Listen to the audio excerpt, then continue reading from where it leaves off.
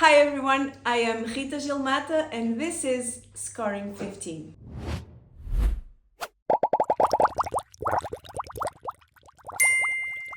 Hi everyone, welcome back to another Scoring 15 episode. And in this episode, we're going to talk about communication channels.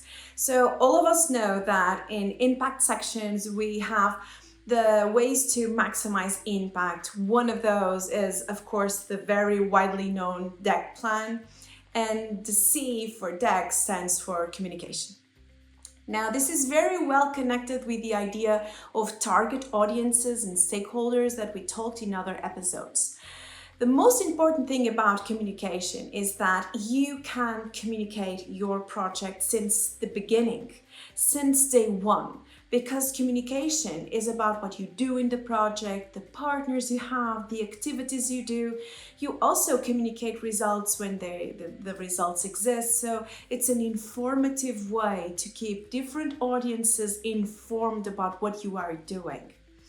This being said, you need to choose your communication channels in accordance with your audiences. They should be targeted. You should not just say, hey, we're going to have a website, a LinkedIn, and a Facebook and a Twitter account. I don't think this works.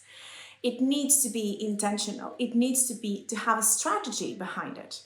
So how are you going to communicate, for example, with academy and the research community?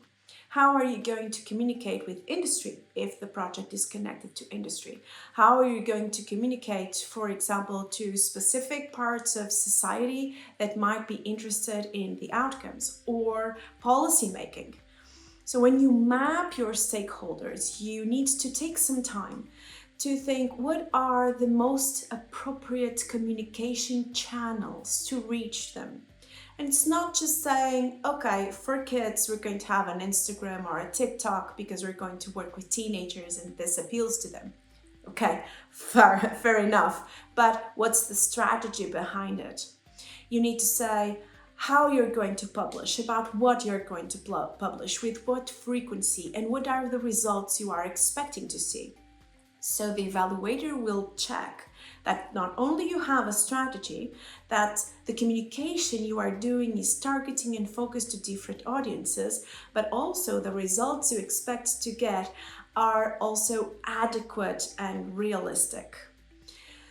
I think that it's very useful for you to build a table. You don't need to put it in the proposal as a table, but an initial table for your work.